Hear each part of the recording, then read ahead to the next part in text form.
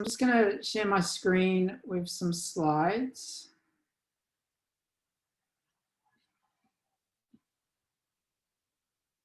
And yeah, I mean, it's Matt's opening remarks about the challenges and the lack of trust and declining trust in democracy, a good starting point for talking about this topic. I want to start by acknowledging the traditional owners of the lands on which we're meeting. I'm here on Darawal land down near Wollongong in Thirroul, and I want to acknowledge elders and leaders, past, present and emerging from Indigenous nations. And deliberative democracy, what is it? Why should we be doing more of it? What's it a response to? That's what I'll be kicking off with, and then our other excellent speakers will get into some more detail about different approaches to deliberative democracy that have emerged over time. So as Matt was hinting at, deliberative democracy in some ways is a response to the decline in trust in political processes. And we've been seeing this decline in many different surveys with many different measures for quite some time. This is a recent one from the Australian election study in 2019, looking at satisfaction with democracy on the left-hand side. And, you know, people that have been satisfied with democracy has got as high as 86% when we were at the end of the Howard era and Kevin Rudd got voted in 2007. But ever since that time, there's been a decline in satisfaction with democracy through to really quite a low point of only 59% of people being satisfied in 2019. And then on the right-hand side is trust in government. And the question there being asked was around whether people in government can be trusted, whether people in government are looking after themselves. And so only 25% of people at the last election felt people in government can be trusted.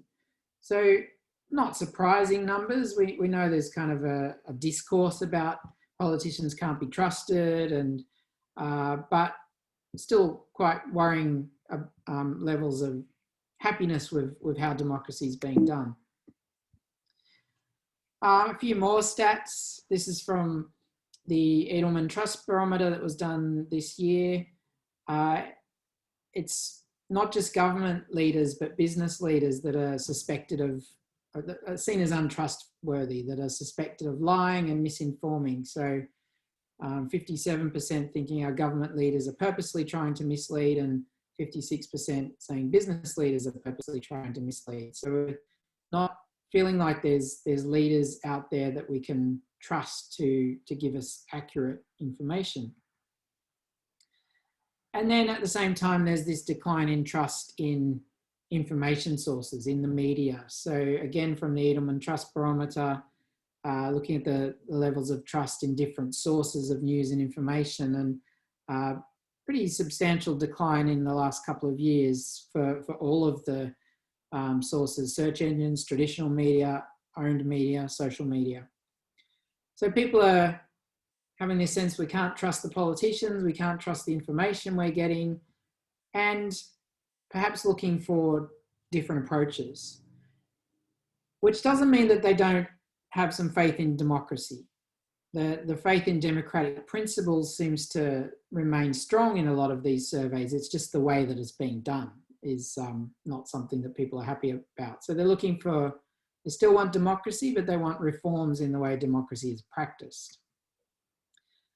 The Democracy 2025 project looked at what kind of reforms people might be looking for, and these were some of the top ideas that floated out from that survey. So limits on how much money parties can spend on election campaigning and accept from donors was the top one. But there's a few here that point towards the kind of things that deliberative democracy is about. So the second one, public services should be co-designed with Australian citizens. So asking for more involvement from citizens in the kind of day-to-day running of government. Local communities should have the right to recall their member of parliament. MPs should be allowed a free vote in parliament. And then the fifth one, citizen juries, based on the criminal jury system, which is a classic form of deliberative democracy, comprised of random samples of citizens, should be used to solve complex policy problems. So there's a bit of an appetite there for some of the kind of things that deliberative democracy tries to do. And deliberative democracy is a response to some of this declining trust, some of the reform that people are seeking.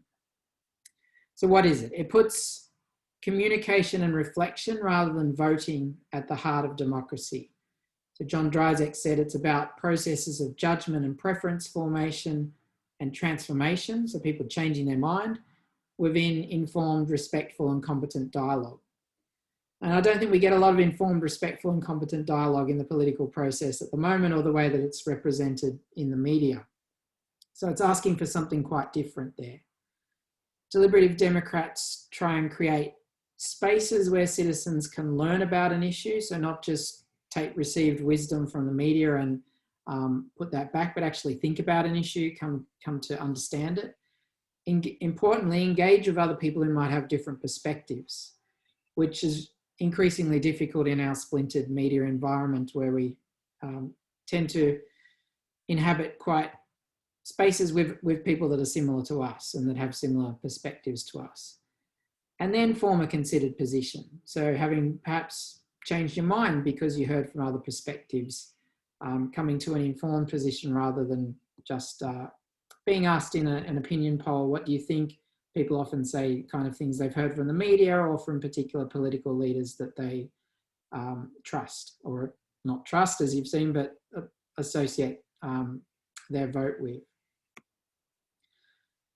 So a little bit more about what does that mean in practice? What is deliberation? What are its characteristics? So the OECD put out a report, I think it was last year, on catching the deliberative wave, and it had 4 characteristics of deliberation. The first being that people involved in deliberation weigh carefully both the consequences of various options for action and the views of others. Deliberation requires accurate and relevant information reflecting diverse perspectives. There might be debate when there's different experts that are invited along to argue different positions, but it needs to have reliable sources of information. There's broadly shared evaluative criteria for considering solutions and reaching decisions, which takes into account views of others regardless of how divergent they are. And then in deliberation, participants need to apply those criteria to propose solutions, weigh trade-offs, and find some common ground to reach a group decision.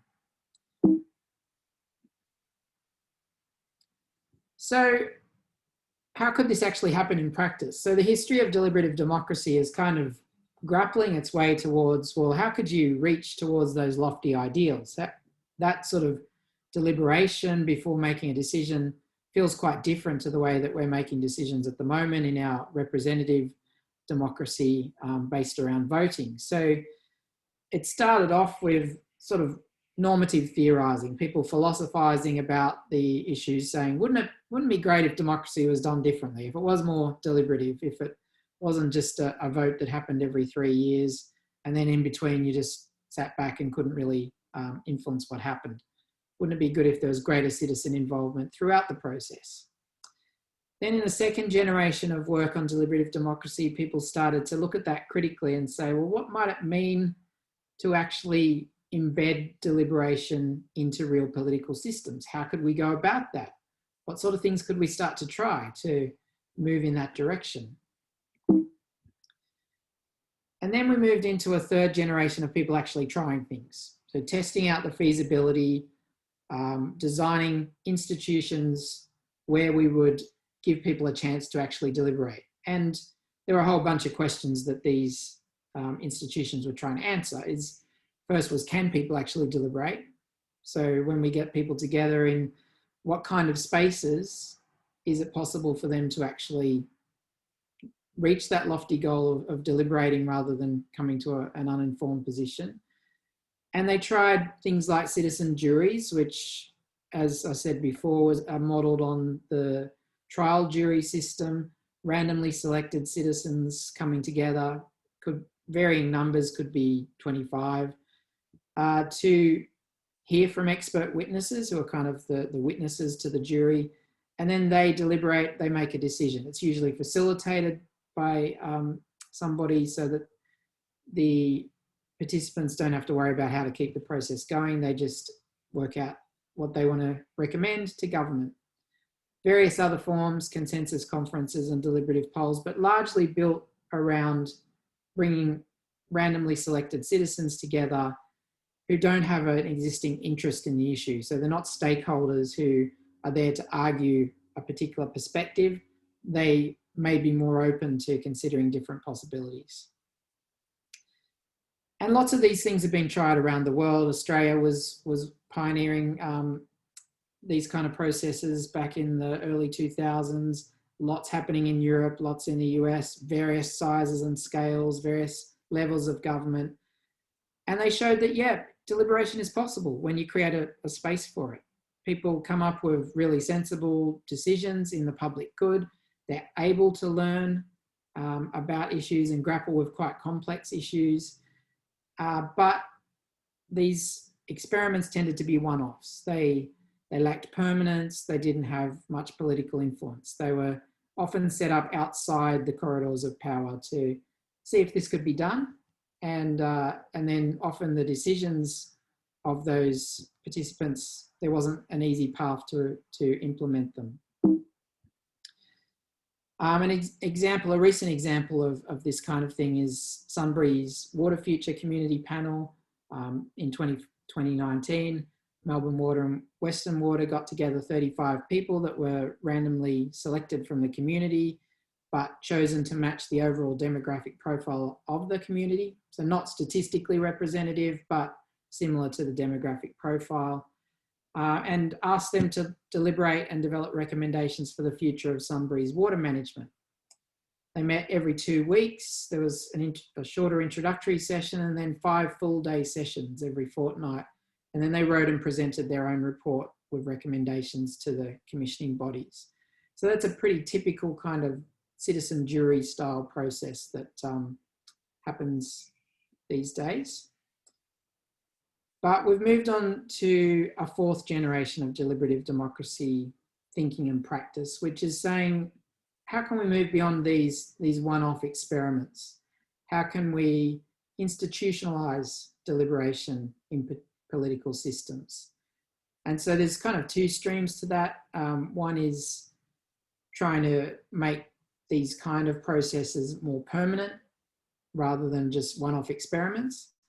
But the other is recognising that deliberation is going on in existing political systems in different spaces. It might be happening in the public sphere, it might be happening in the media, sometimes it's happening in parliamentary committees. So there are spaces where we can find and perhaps harness deliberation so that the political system as a whole starts to be more deliberative.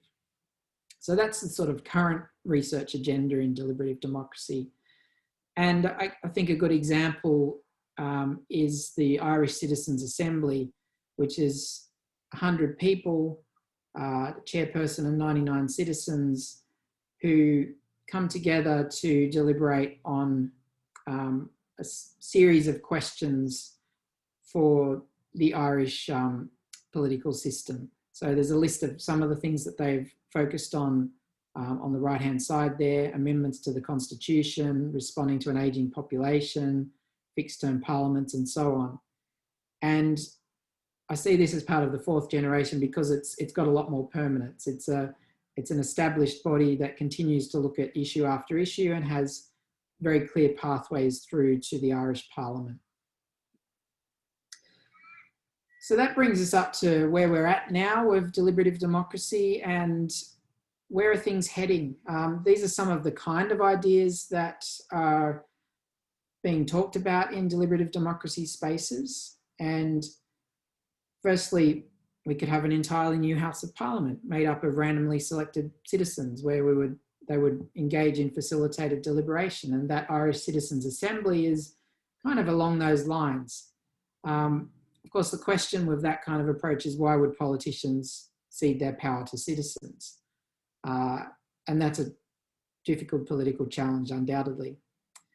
Another approach is to try and institutionalise deliberative processes between elections. So we're not saying do away with representative democracy, but can we in between have a stronger citizen role in day-to-day decision making?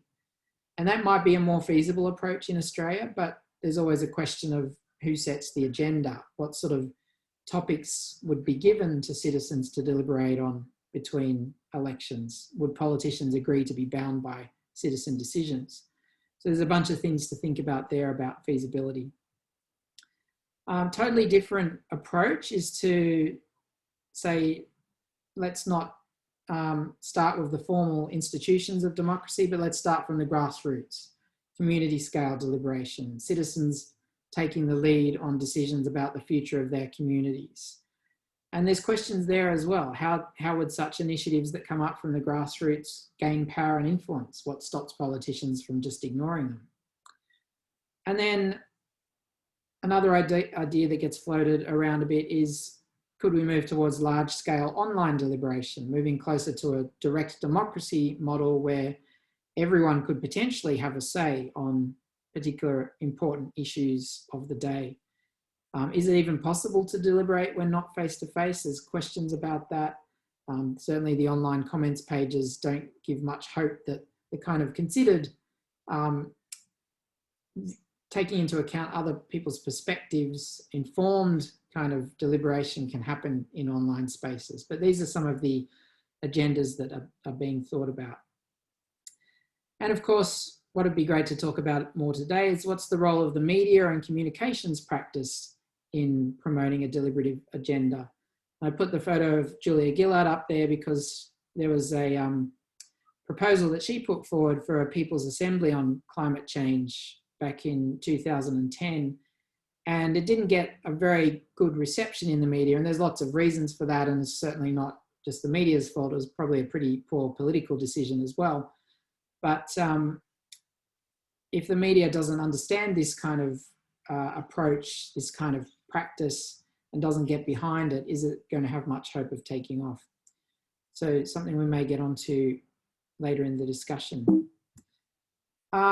So thank you, and I can't resist a little plug that we are running some short courses on deliberative democracy, which if you're interested in this topic, there's one that's aimed at leaders and there's one that's in development, which is aimed at more at facilitators and community engagement practitioners. So happy to talk more about those if anyone's interested later, but I'll stop there and pass on to